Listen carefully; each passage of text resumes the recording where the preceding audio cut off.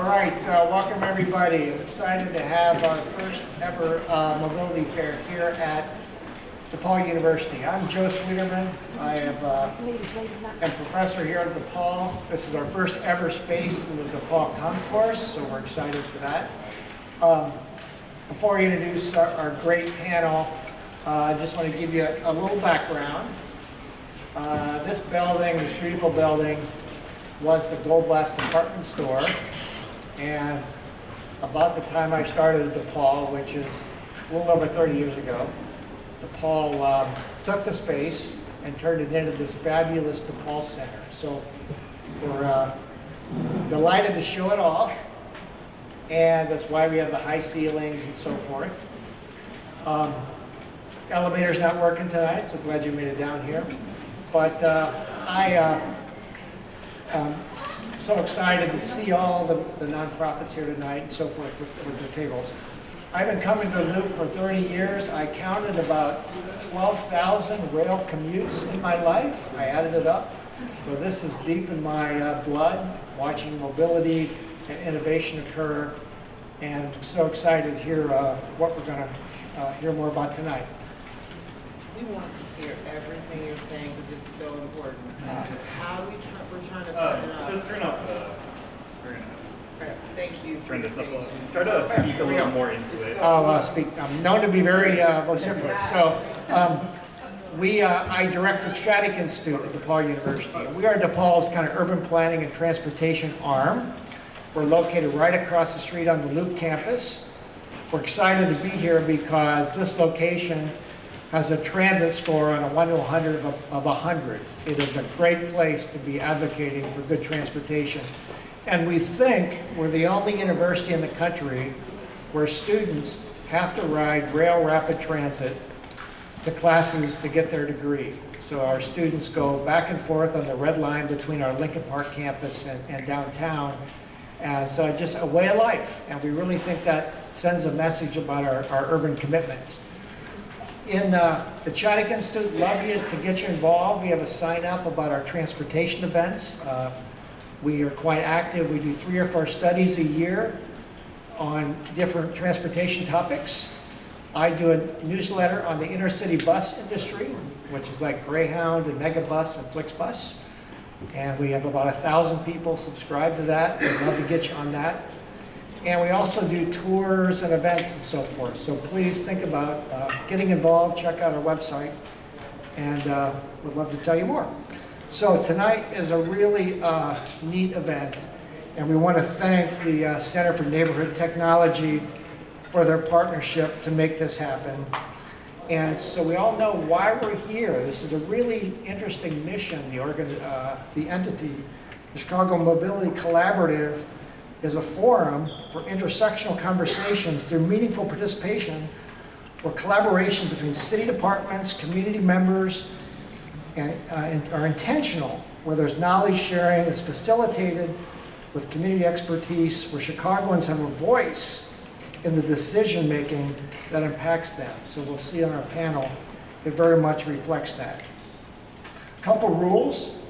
I should read these to my freshmen before they start class, because these are really good rules. We ask that you listen actively to understand each other's points of view. One person speaks at a time. There's a lot of emotion around a lot of these topics. We ask that you speak clearly and avoid making assumptions, and be accountable for your words and their impact. So, think twice before shouting if you're worked up, because we want to really work through these problems in a calm and deliberate way.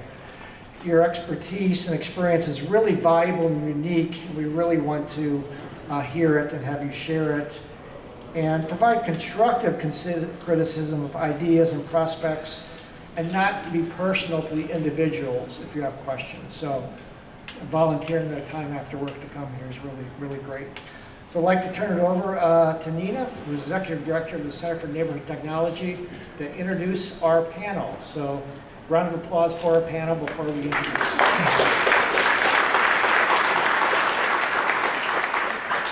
Hi, good evening, everyone. How are y'all holding up in this heat, okay? Because my upper lip is just sweating, okay? So I understand. I see a lot of sweaty upper lips, and that's okay. We have a village, and that's all right. All jokes aside, really excited to be here with you all. My name is Nina Namudi. I'm the Chief Executive Officer of the Center for Neighborhood Technology. I've been there for about almost 2 years. It's almost my 2-year anniversary. If you're not familiar with the Center for Neighborhood Technology, or C&T for short, we're a think and do tank that has existed since 1978. We work at the intersection of equity and the built environment. We exist so we don't have to exist. And what I mean by that is that we exist so that no matter what zip code you live in, you have the ability to thrive in place if you choose to. It's all about having the opportunity and the option. C&T is committed to not only working with and making sure that all of the issues that we work on come from community, but also how to translate that into systems change, as in things that are not just putting band-aids over problems, but systemically changing how institutions run. And we work specifically with government agencies, both coaching them, helping them think through problems, helping them to operationalize equity, not just put words to it and so forth. A lot of the subjects we'll talk about today from C&T's perspective, we've had decades of experience dealing with issues like this. And then also personally, I've spent most of my career working in government between the city of Los Angeles and the city of Chicago. And some of the people on this panel were old colleagues of mine, and we worked together hand in hand of how to really change the system from the inside out to be more reflective of community needs. And that's what we want to talk about today. It's really giving the community and our partners and our champions more information about how capital projects happen in the city. How do you stay engaged? How do you make sure your voice is heard? And that's my POV coming into this conversation. That's the panelist POV coming into this conversation. So we're really excited to engage you in kind of the next steps to see what we need to do, because we are in a very fragile time. I think we can all agree on, right? And it's going to take more intense partnership amongst whether it be philanthropy, government, nonprofit, for us to all come together to make sure that the work that we've been doing doesn't stop because a few people don't want it to be, right? Okay? All right, so what I'll do is I'll let each panelist kind of introduce themselves individually, so their name, where they work, and if you could just say one tip of how you stay cool in the summertime, I think we could all use some tips and tricks if you have one. So for me, I keep a fan, and so I did borrow this fan, but I do keep a fan in my purse now, because you never know when you're gonna be on the train and the air's not working. You never know when you're gonna be in the elevator or next to somebody. So now I have my fan and I do keep it on me. So that's one tip. Oh, I see another Jamie audience. Yes, love that. Okay. Hi.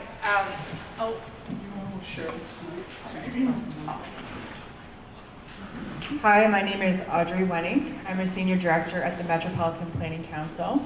And MPC is a 90-year-old civic organization. We work on a range of urban planning issues in the region, and our goal is to build equity in the built environment. And I am pretty much obsessed with natural fibers and wearing only cotton, linen, and merino wool. This dress is cotton, and if you come up close, this dress has pictures of transportation all over it. All right. and functional communication. Hello, everybody. My name is David Scully. I'm Managing Deputy Commissioner at the Department of Planning and Development. One of the responsibilities, of course, of the Department of Planning and Development is really planning, community engagement. We interface with all the alders. We work together with our partners in the Zoning Bureau and small business, as well as give grants for businesses as well. So we work across the gamut to really focus on economic development in the city of Chicago, as well as steward the over 10,000 city-owned lots and try to get those back into productive use, especially around equitable transit-oriented development. Around staying cool, I just try and keep the haircut low and dress in some layers. I got a short sleeve shirt under this jacket. Hi, I'm Molly Poppy. I am the Chief Planning and Innovation Officer at CTA. I think you guys all know what CTA is, so I won't describe that. But as Chief Planning and Innovation Officer, our department is responsible for what I would say everything from long-range planning all the way to short-range planning. What's coming in the next bus schedule or what's coming in the next rail schedule. And our department is unique in the sense that we have worked to combine data and innovation and thinking really about what is going to be the future of transportation with what I would call sort of the traditional planning that we all sort of know and are familiar with. So I think that's something that we definitely have started to bring as a department to CTA. We're relatively new. I think a year and a half now we've been created as a combined department. So that's what we'll be bringing to the discussion today. And I just don't like the heat. I'm trying to avoid it. Hi, I'm Samantha Anderson. I was a recent intern at CDOT and just finished at Harris School of Public Policy. So thank you. Focused on urban policy, all things transportation, housing.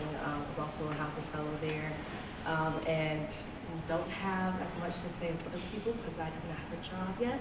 But I am for something I'm. What are you looking for? It's hot. But something I'm working on right now with some other former Harris folks is a urban development ambassadors program with youth, especially on the south side of the city. So teaching them different aspects of kind of community development and to keep cool, ice and any drink I get at any time. Okay. Hi, good evening, everyone. Tom Carney, Commissioner, Chicago Department of Transportation. So I've been speaking at community meetings and events for a lot of years, and I generally start off by saying, Chicago Department of Transportation, we are not the CTA. I want to get that out there first and foremost. So I'm not with Molly. I love Molly, but so CDOT, just in short, we manage, maintain, repair, build, and permit the public way. So what's your public way? Your public way is your sidewalks, your streets, your alleys, bridges, and then all the things that are encompassed in the public way, right? So your street lights and signs and roads and all that good stuff. So it's quite a vast network, 4,000 miles in our city, and we'd be happy to talk about, here tonight, talk about how we do what we do at CDOT. And then in terms of staying cool, I like to remind people that I'm OCD, and most people look at me and they say, what do you mean? And I say, I'm one cool dude. So I never want to miss an opportunity for a good dad joke. So on that note, No, it's good. And actually, you can keep the mic. I can keep the mic. Yes, Okay. you can keep the mic. Thank you for that. Wonderful. Yes. I love Feel that. free to use it anytime. One thing, we want to talk about is kind of, and thank you for that great explanation of, like what CDOT does versus what does CTA do and what does DPD do versus, because that sparks a lot of confusion, right? Of like, who do I call for this particular issue? And so, Commissioner, can you also just kind of break down what is capital improvement? What does that mean? What is that program? How should people think about it? Sure. So that's a great question because one of the things that's unique about Department of Transportation, Chicago Department of Transportation, is that we have certain standings that other cities or municipalities or villages or suburbs things don't necessarily have. And the way we're established, we have intergovernmental agreements both at the federal level, state level, county level. We funds flow through us through entities such as the Park District. We do collaborations with CTA. We have ability to receive funding from Federal Transit Administration, do our collaboration with the CTA. So it's a pretty dynamic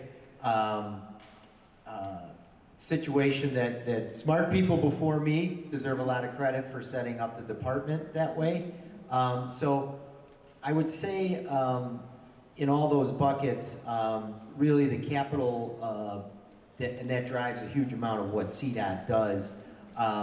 Really, the city of Chicago being based on waterways, the bridges really create a huge transportation opportunity, but challenge and thing for us to think about. So the waterways and they have the bridges over them, running train lines over that. And then also just thinking about another dynamic that folks may not always appreciate or realize on their day-to-day is how we are the hub for the United States for rail, right? So there is so much rail coming through our city, and how does that impact the way our city operates and functions, from rail lines that cross through neighborhoods, to viaducts, to things like that. So these are all sorts of things that we have to think about. But it also, as I said, the people before me were very smart, you know, used it to create opportunities so we could create all these funding agreements and relationships so that we are able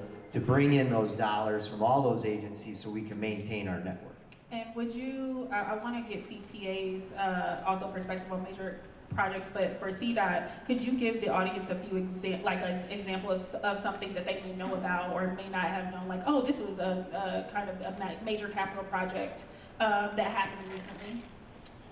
Yes, so I think it's been a very dynamic time these last few years because we had a really downtime for a lot of years in terms of challenging budgets at a lot of levels and not enough capital going in.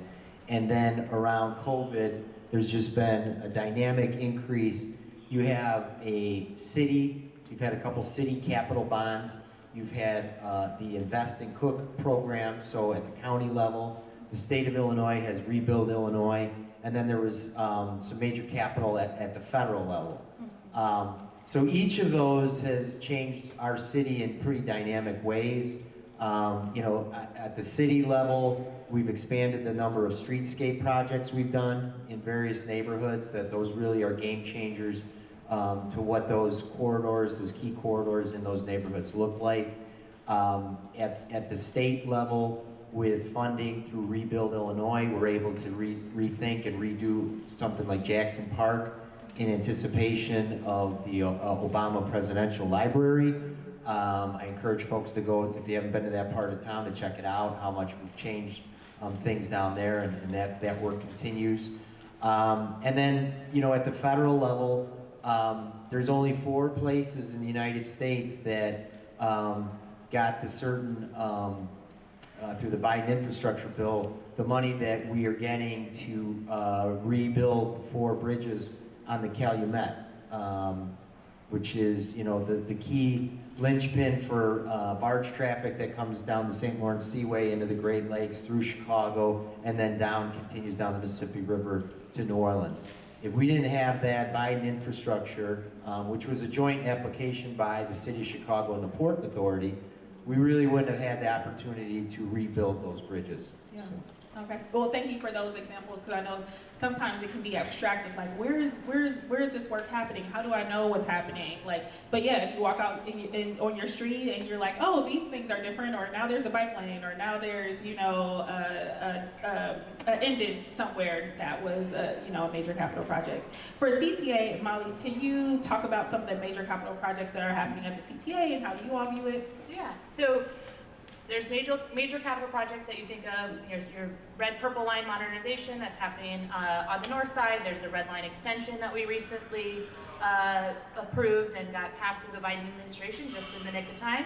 And so those are sort of the 2 big, thank you. Those are some of the 2 very big rail projects that I think people are very familiar with and that we've seen a lot of conversation about. And what those capital projects I think really signify is a transition that CTA has gone through, is trying to think about capital projects as what does the community want, what is the community asking for, especially on Red Line Extension. That was a decades long, probably 50, 60 years long request by that community, not giving up and saying this is what we need, this is what we want. And being able to develop a capital project that's responsive to the community and is based on what they need. I think that's really important as CTA moves forward and how we've been thinking about our large capital projects, is making sure that it's not a, here, look what I did for you. Yeah. It is a, what do you want? And then having the conversation with the community about what those trade-offs are. And I think that's something that we're bringing to the bus corridor project study that we're doing. That's something that we are working on with CDOT and CTA. It is around bus corridors and what is the right infrastructure along an entire corridor. Is it BRT? Is it transit signal priority, bus rapid transit, or transit signal priority? And I think that's something that when you think of major capital projects with CTA, oftentimes people only think of the L. And what we really started to work on and really focus on is what does that bus infrastructure look like? How do you start to develop and implement bus infrastructure? Because bus is how people are getting around the city of Chicago. We have a recovery ratio for bus ridership in the high 70%.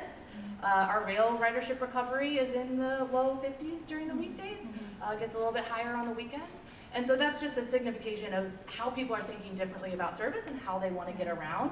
And so our major capital projects, how we're thinking about them is continue to invest in those extensions, those red line extensions and all the rail projects, but also how do we expand our network, improve our network through bus priority and bus infrastructure. Thank you so much, and especially for hitting on kind of like how you make those choices and the inputs. I would love for Commissioner Carney to have a chance to talk about how they do that at CDOT. Like, what are the ways that community voices are weighed in how you prioritize projects? How do what are some ways people should get involved? How can they stay in the know? Yeah, so thank you for that question, because let me say about CDOT, you gotta walk and chew gum at the same time, right? So we was talking about the major capital and figuring out, bridges and big projects like replacing the bridges and rail and all these dynamic things. But everyone in this room, everybody lives on a block somewhere, everybody lives in a neighborhood, and that's really what CDOT gets the most. We have to be big picture, but we also have to be hyper-focused to your neighborhood, to your block, to how do you get to the train, how do you get to the divvy station, how do you get around town, right? So it's a never-ending process to try and get that feedback. We do work very closely with the alders throughout the city. We work very closely with state reps and state senators. We're trying to This is really an expansion, events like this to try and take it to a next level, to not just to think that, well, we'll just look at the 311s, what are people calling or putting into the 311 app, because that we do know is a bit more catered to maybe just, we'll just find out about potholes.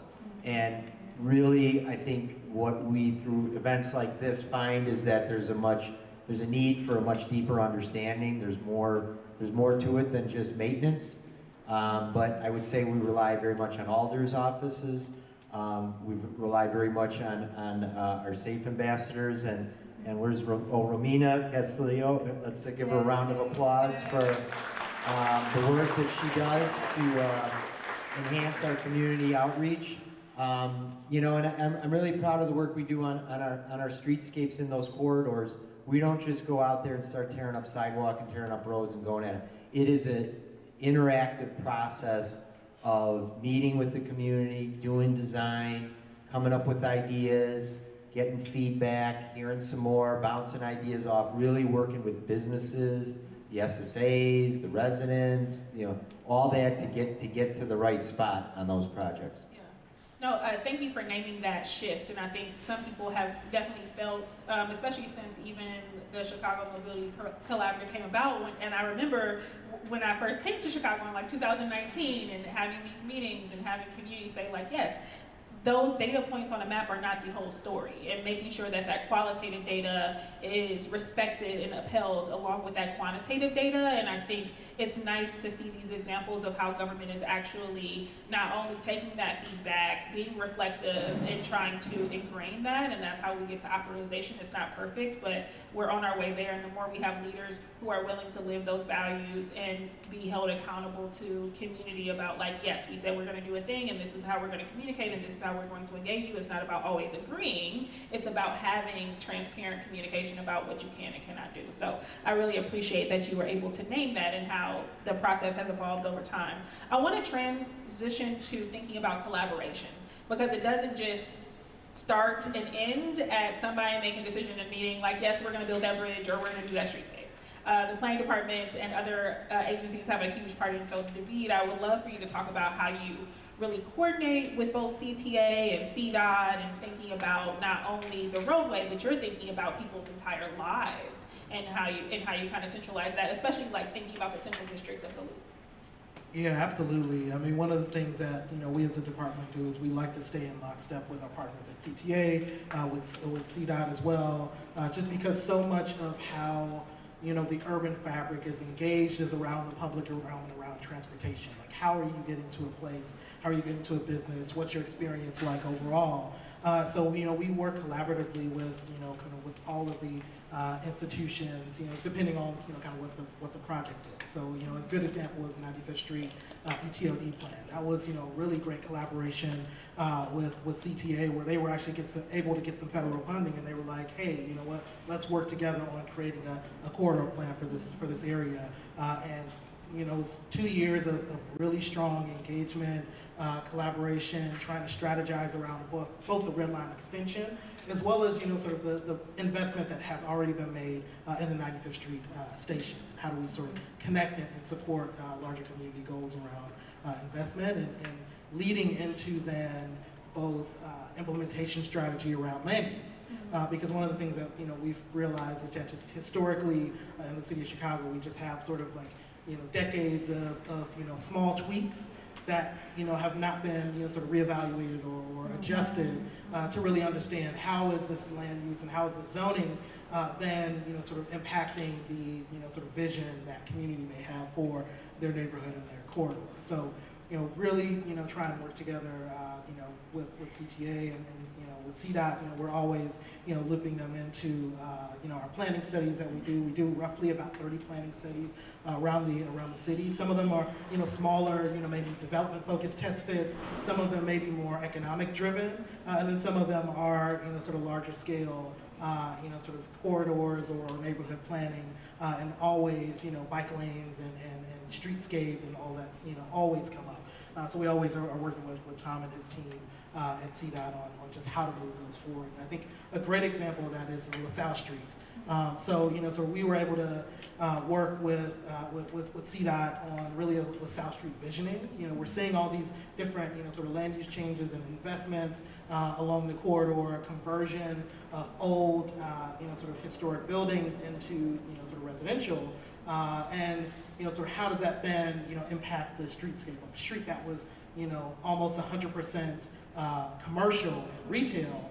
Now it has hotels, it's gonna have more housing on it. So how does that really change the makeup of the place? And we were able to really come up with some strong, sort of principles, not necessarily getting into design just yet, but really like what are the themes that should drive those decisions and really engaging community around, the bigger vision from the beginning, and then we'll keep that going throughout.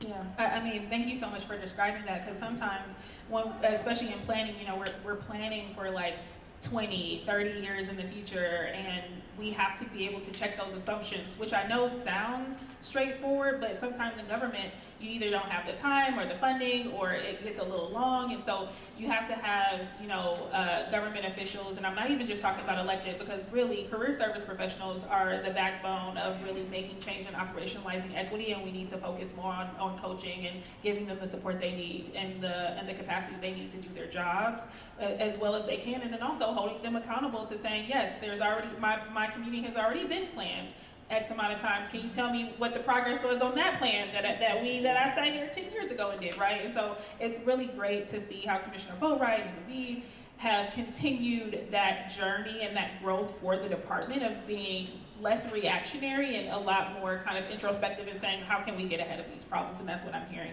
you kind of articulate, which is going in the right direction. I also want to talk about, and David, is, that's the downtown, thinking about even since COVID and just like just life evolves, right? Technology comes around, and thinking about downtown and how, it's no longer the same, right? We're moving on to a new era. How do we think about the neighborhoods, right? Where, making sure that, as decades have before, where a lot of concentration has been downtown and not necessarily in neighborhoods, thinking about equitable transit-oriented development, specifically on the southwest side and south side of Chicago. So how is DPD kind of working there and then collaborating across departments? Yeah, that's a key place where we work with our partners at Elevated, the PC and CTA as well, just on sort of how do we find those opportunities to both leverage city-owned land, because we do have a lot of over 10,000 city-owned vacant lots on the south and west side primarily, and how to leverage those to activate those corridors, as well as sort of coordinate on investment.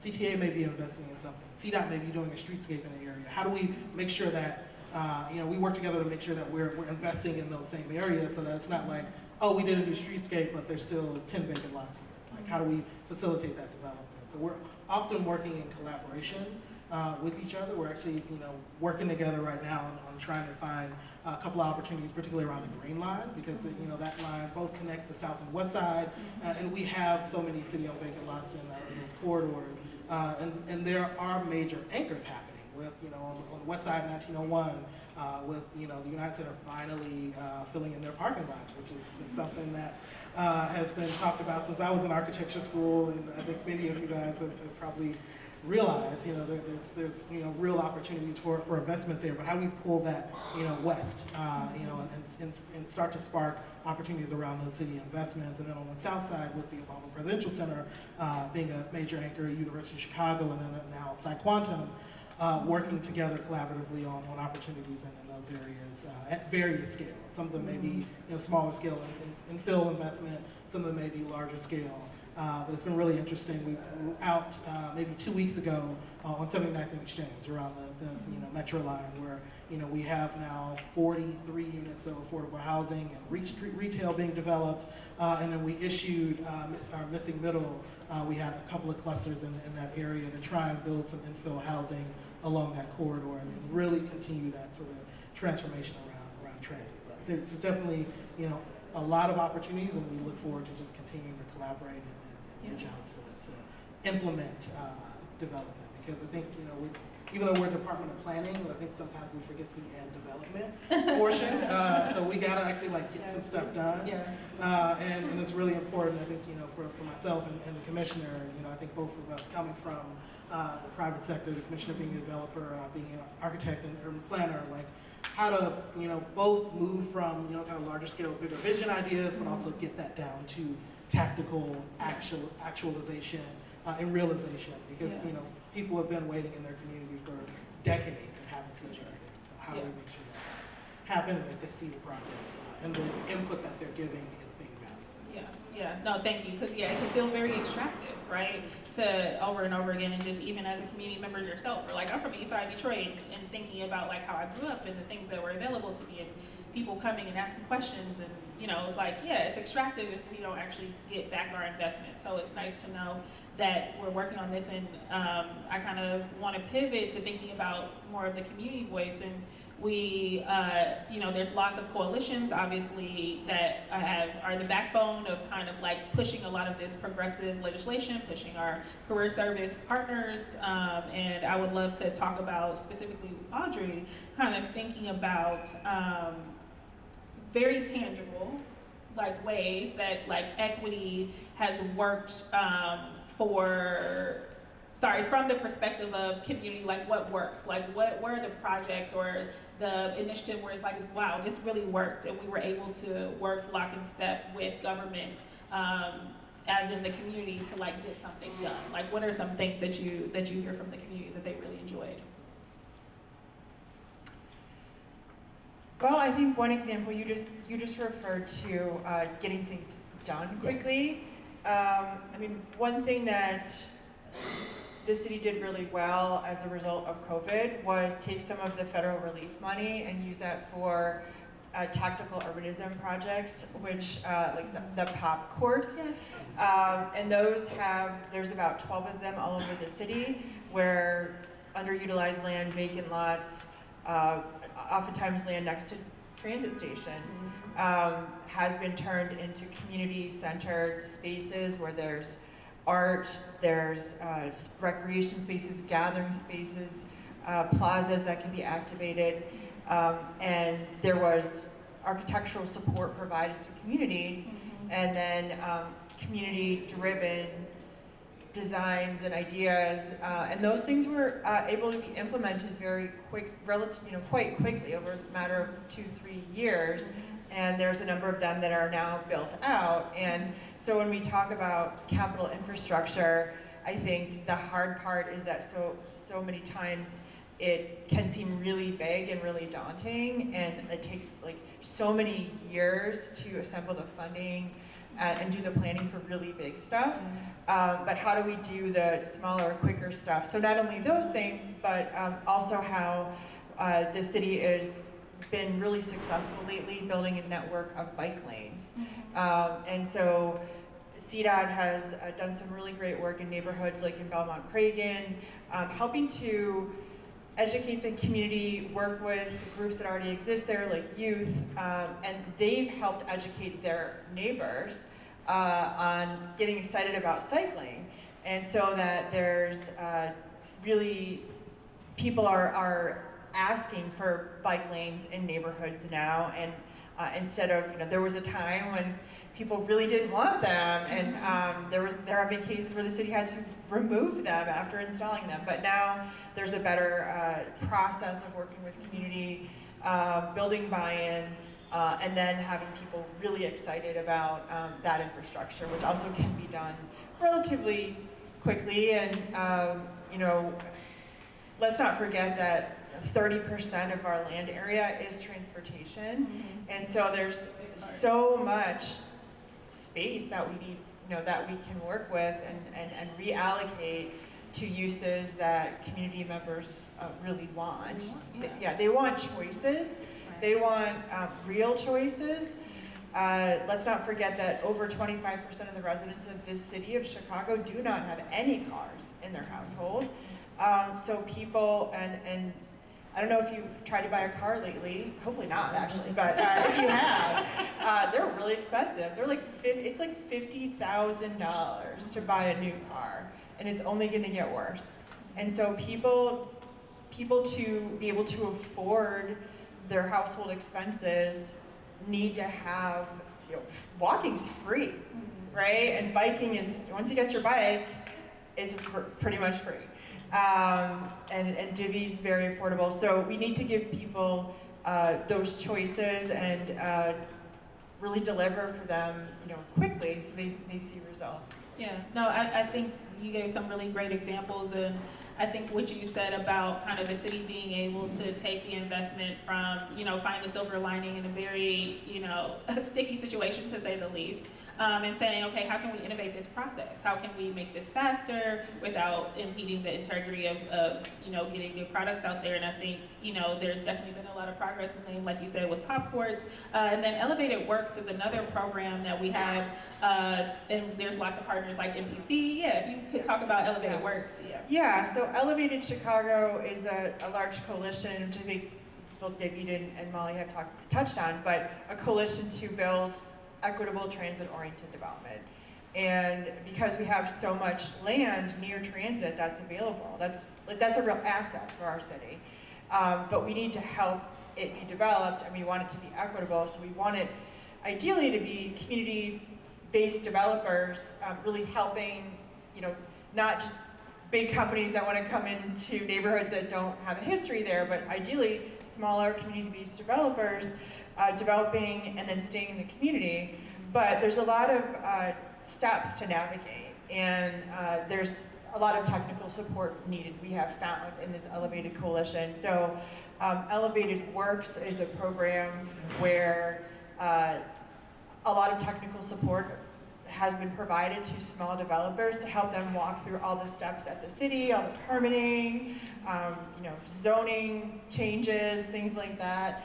And there are now 60 projects in the pipeline with Elevated that are largely on the south and west sides, and many things as simple as a new daycare center with a small business, but it was hard for them to develop it, but now they have, and it's near transit, and it's providing services in the community. So yeah, no, that's a great way of showing how coalitions show up in work, right? And it's also not from the government side. It's not also just being, oh, here's a $250,000 grant, which used to be my job. But on the other side, it's like you can't just give somebody $250,000, a community-based organization, and expect them to all of a sudden have accountants and to know how to fill out federal paperwork and to know how to read the zoning code. It's like you have to give that extra capacity, and to have this program be offered to them free of charge because of city funding is another way, again, in which you can collaborate and work across different sectors to help,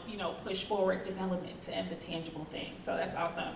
Let's talk about innovation with Samantha. Yes, let's talk about innovation. So, yes, we have 10 minutes left. Awesome. I want to talk to you about, we named some of the things that Chicago has tried. We named some of the things that Chicago is working on. From your vantage point, what are some of the innovations that we could still be doing based on like what other cities are doing, based on the University of Chicago's research? Like, what's your perspective here? Because we do, even though you don't have a full-time job, you are the expert on this, okay? So we are looking to you. So tell us, what are your thoughts? A lot of the things that people would say are innovative, I feel like aren't as innovative as they seem, like walkable spaces. Sounds like a very basic idea, but also some people are like, oh wow, there's a street you can walk on. And realizing not just how much that can help with transit accessibility, but also economic development and with other types of projects that the city has and other initiatives we have going on. But I would say other big innovative things happening that everybody I feel like has kind of touched on in little ways is the Divvy expansion, and informing people about that, even just knowing that there's $5 a year for people who make a certain amount. These things don't seem innovative when you know about them already, but there are people in the city who have no idea like how to actually operate Divvy, no matter how many are on their block. I know people who don't even know there's a venture app who have lived here all their life just because they had the card and they never knew. So I think education in itself is very innovative. Things like this is very innovative, and also, of course, everybody here is great, but people who don't see the LinkedIn post and don't know about what a Chicago Mobility Collaborative is. Like, how do we get to them? People who don't even know what urban planning is, what transit or mobility access really means. Like, how do we get to those people? So I would say education and just keeping everybody engaged is the most innovative thing.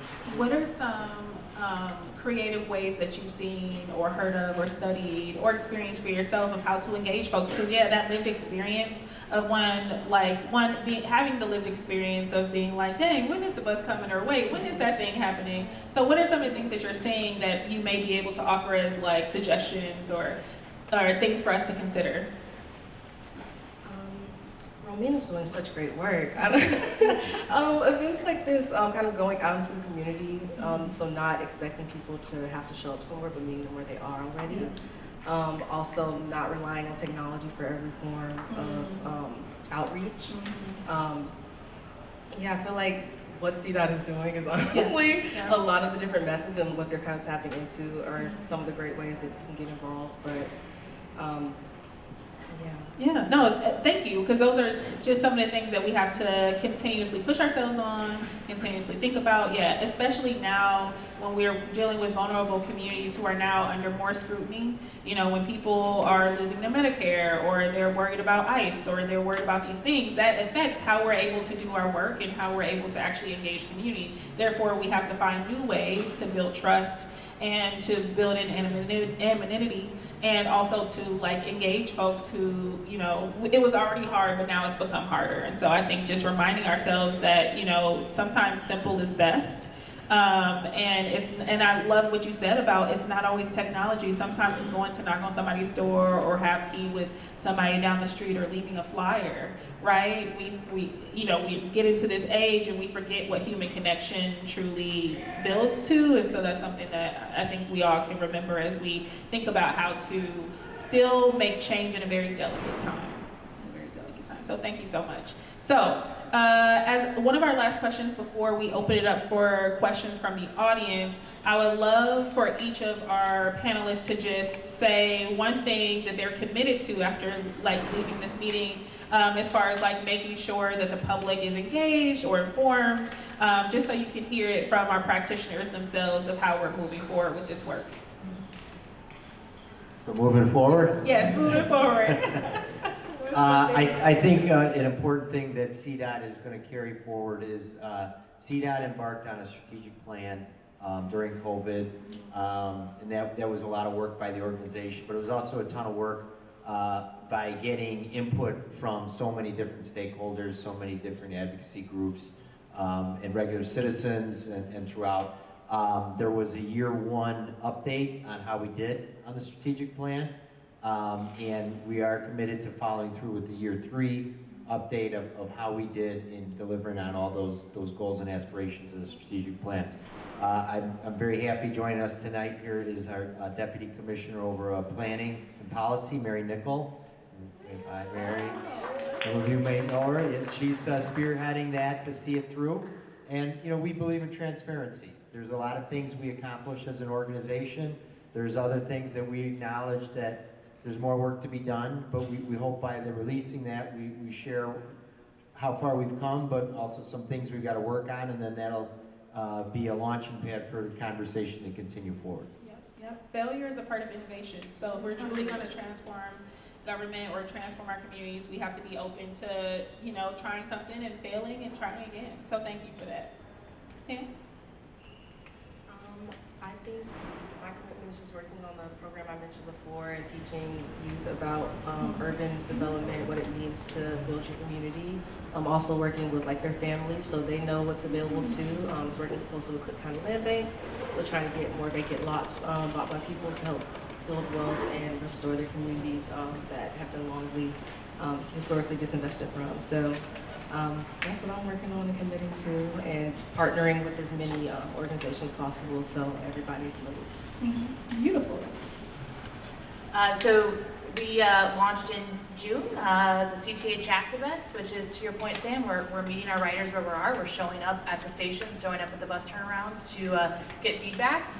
So you've heard it here first, we're doing another month event. So you will also see a whole bunch of folks from CTA leadership out at stations through the month of July. And what that really is about is we have a tough choice ahead of us, tough choices, and it needs to be informed by the community, because as we know, what you heard today is some of the best projects that we've discussed have been based on what the community, those that are directly impacted, making the decisions. Those are the riders and the folks that are saying, I have to go find the money, or I need to go take that ride.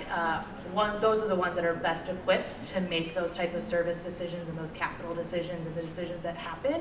And so we think CTA Chats is a great way to make sure that we're meeting that and making sure that the tough choices that the agency is facing is best informed by those who know the most and can give us the most information. Yeah, I think on the DPD side, I mean, like I mentioned, we do about 30 planning studies a year.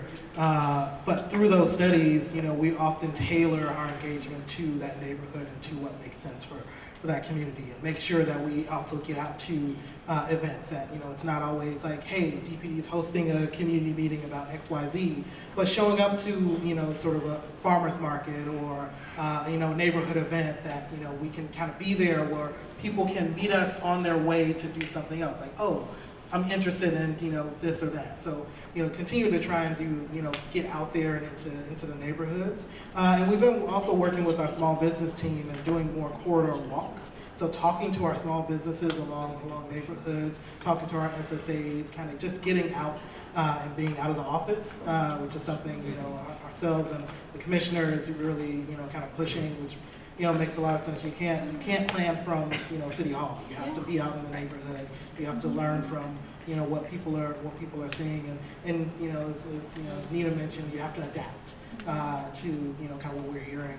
You know, we may create a program, and you may learn like, hey, there's some, you know, issues here, so let's, you know, sort of iterate off of that. And then I think the last thing is maybe a legacy of what Nina, you know, created when she was at DPD, is really being a lot more transparent about our, you know, grants, you know, projects. So, you know, the Plan Commission, for instance, we launched a online portal that more accurately shows like where projects are happening, what's been approved, plans that are going on. Similarly, we're working on one for our grants, for all of our grants, for our large grants or small grants, to neighborhood investment, so that people can kind of really get a sense of like what's really happening in your neighborhood and what's, you know, what's happening before you see construction. Because also often people are just like, oh, I didn't know development was happening and now it's here. What's going on? So to really try and just get out there and to connect with folks in a more authentic way, so that people are aware of what's happening in their neighborhood and they can give feedback and support. Yeah, MPC works in a lot of coalitions. We work with lots of community-based organizations, so it's really important for us to listen and to lift up community voices and let people speak about their real lived experience. I think another thing we've been doing recently is really acknowledging that transportation has caused a lot of harms in communities. We're really still recovering from the highway building eras of the 50s, 60s, and 70s. And we have tried to recognize that and try to be really conscious of not creating any more of those harms and trying to really undo those harms whenever we can in projects as we advocate for projects moving forward. Thank you so much. Thank you all for sharing. And I'll also make a commitment that we'll continue to work with and coordinate with all the practitioners up here, all the community members across Chicago and the nation to not only show that change can happen, but also lead people and teach people how to do that, because it's really important, and we'll continue for that to be our purpose.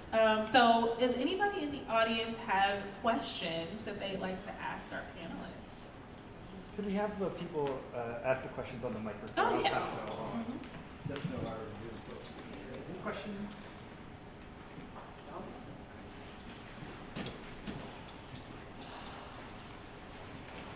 Hi. This question is for any and all that want to answer. About 20% of our population in Chicago is children under the age of 18. So my question to you is, how do you include families and children who are typically walking? And we usually say that a street is safest if it's for a child, right? If you plan for a child to be able to cross the street, etc. And my question is, how do you include children in your planning or in your thought process while you're working?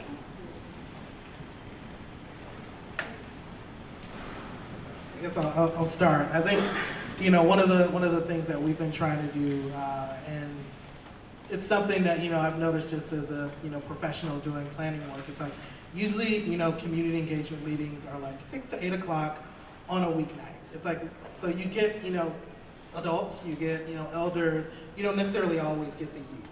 So, one of the things that we've, actually been pretty successful with recently is just like strategizing specifically around youth engagement to engage those folks, and you get some really brilliant ideas from the youth, and I think it provides a beautiful sort of balance of the folks with experience in life, and for folks who are really looking forward on what could be.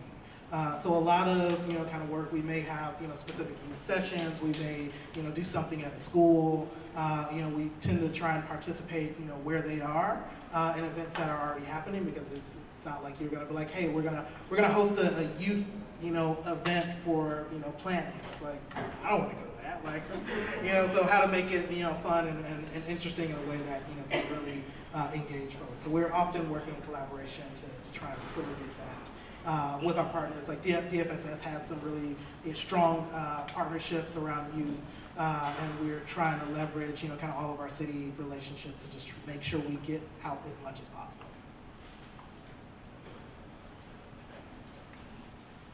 I'll just say one thing really quickly. So while I don't plan the sidewalk, we also know getting youth in CTA quickly, as young as we can get them, so that they stay with us through their entire life is important. So we actually have one of the most sort of broad and innovative fare programs when it comes kids under 7 ride free.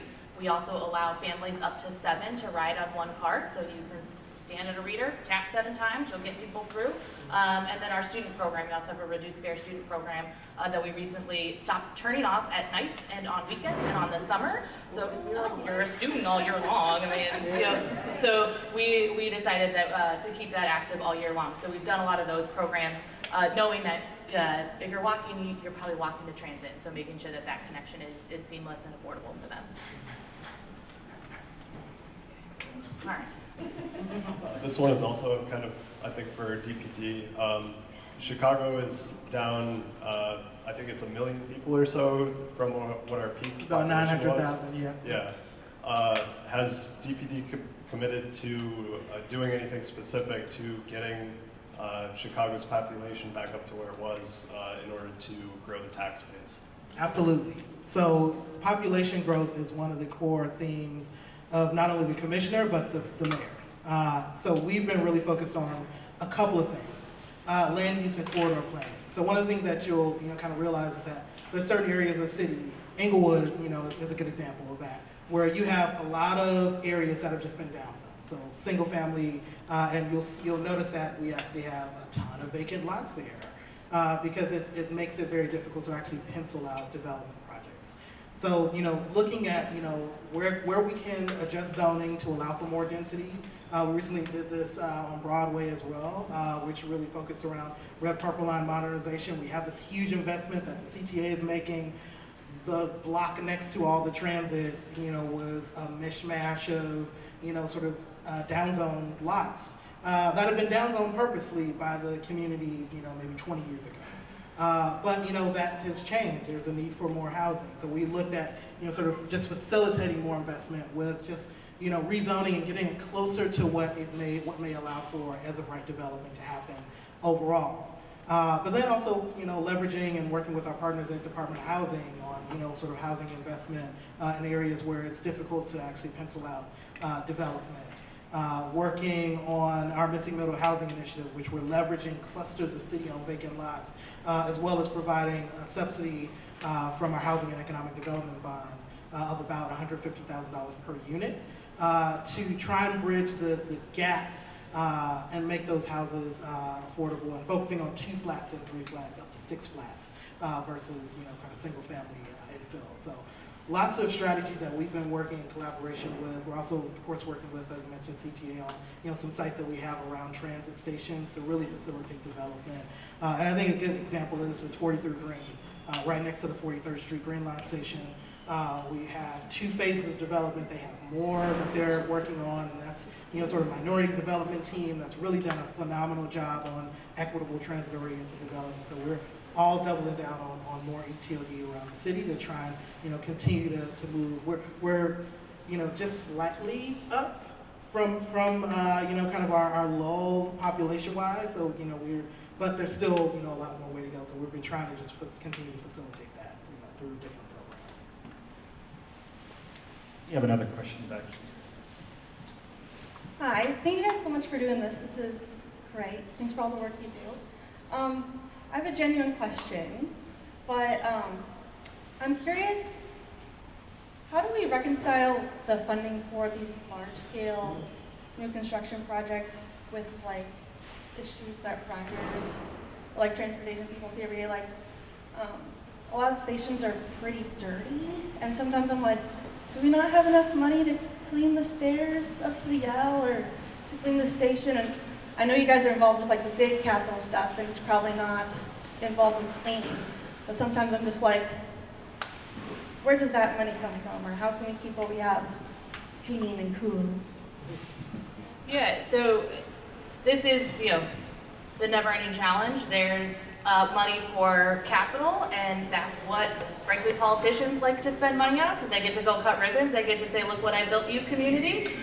They don't necessarily love to do the really unsexy stuff of, maintaining track infrastructure, going and repairing the stairs, doing painting, doing cleaning. And so it is something that we continue to advocate for, is that equitable funding.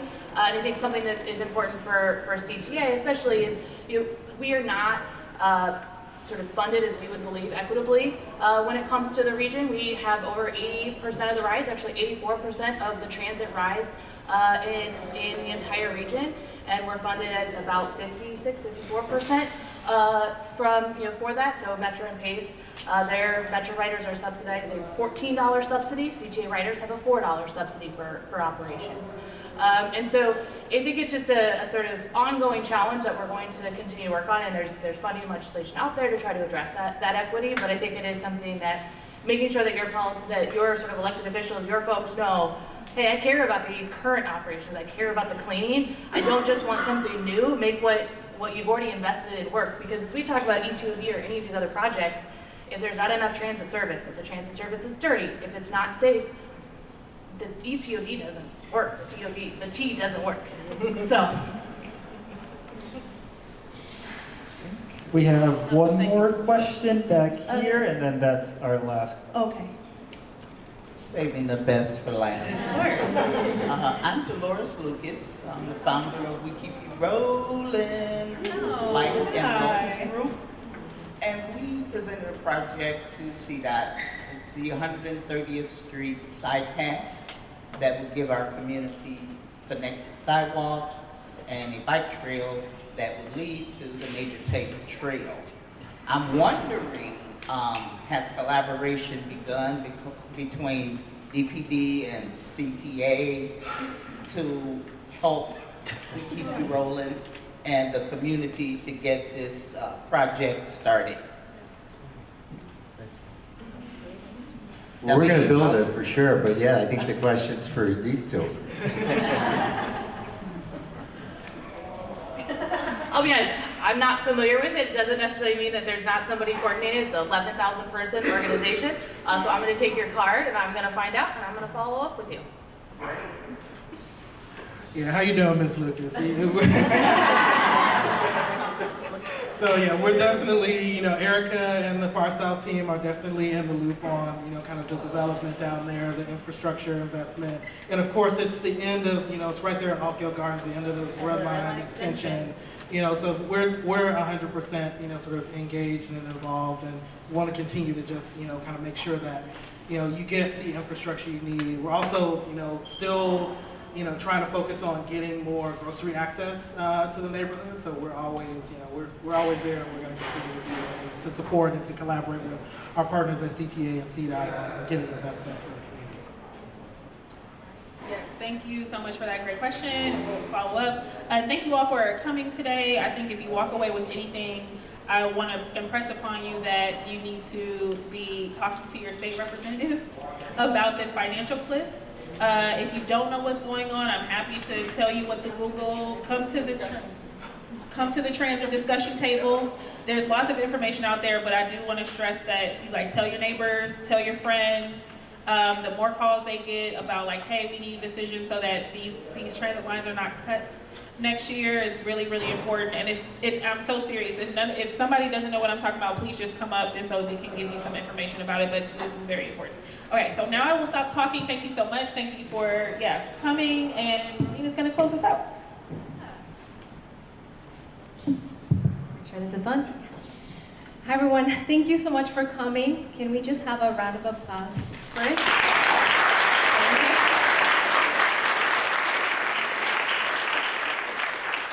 Thank you to each one of our great panelists. We appreciate the work and your commitment to the city. So thank you all. And now we want to transition, so there's more coming. Thank you for coming. There's more happening tonight, and I appreciate your time and effort of being here. It's really hot, so hopefully there's plenty of water. Make sure you're hydrated. We'll be transitioning into our roundtable conversation. And before I mention what tables are going to be about, I also want everyone, if we can have a round of applause for our moderator, specifically, Nina and Emilia from CMC. And also for Joe and our host, the Chaddick Institute. Thank you, Joe, for having us. Great. So we have 3 roundtable conversations. The first one, that one will be located in room 1010. So if you go to your right-hand side, over there in the back, you'll find both rooms. So table number 1 will be located in room 1010. That will be our transit and better streets for buses table. That will be facilitated by our friends from the CTA, the DPD, and MPC. So you'll hear again from people not exactly from all the panel, but other staff, amazing staff that will be co-facilitating those conversations. And this will be a table that offers an opportunity to discuss connectivity and mobility in the central region and beyond. They'll be building on high-level concepts from the Central Area Plan and the Better Streets for Buses Plan.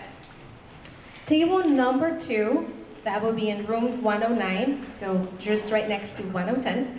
And that will be our Deviant Operations Update Table conversation. They are very exciting updates and news from our DV network. We will be talking about how the network will be dense in the upcoming months, to increase higher capacity, repurposing salvage stations, relocating and expanding existing stations to better serve riders. So that will be also an exciting conversation. And our last table will be table number 3, and that will be in the back. We have Joe from the Cook County Department of Transportation facilitating that. And that will be a conversation about safer streets for all, and more specifically about the findings and recommendations from the Cook County Safety Plan, how they came to the conclusions and how it's going to be implemented, and the importance of the plan in our region. And before also we transition to everything, I just have really quick announcements. We will not be reconvening after the tables, so your facilitators will dismiss everyone and you're free to go. Hopefully you still have time and energy to join the conversations. And the quick announcements, we have our traffic safety updates. They're up on the website. The latest month is from April, so it might not reflect any unfortunate fatalities or serious crashes that may have happened between April and now, but I just wanted to clarify that is our latest data. That you can find that on the website, and we'll have the copies already uploaded on our website. The whole presentation is, so you can get that as well. We also, it is summer, so we also have our ambassadors who are right here, ready to support any community events that you may have.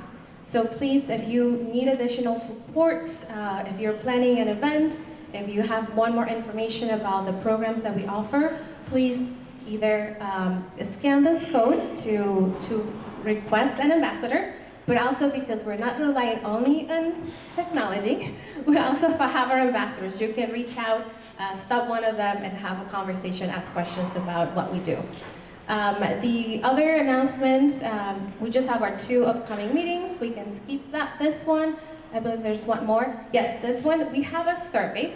As we know, we are constantly improving our CMC. We want to hear from you. We want to hear where's working, what is not working, how we can make it more innovative, more inclusive, more engaging. So please, we really need your help getting that information from you. And then lastly, we also have another quick survey from one of our partners, Vega Group. We have also QR codes that they are available. They'll be co-facilitating table number 3, so you can talk to them. They also have a table right next to the Chicago Safe Ambassadors, and it's a survey about traffic safety and crashes. So if you want to talk to them, please stop by their table.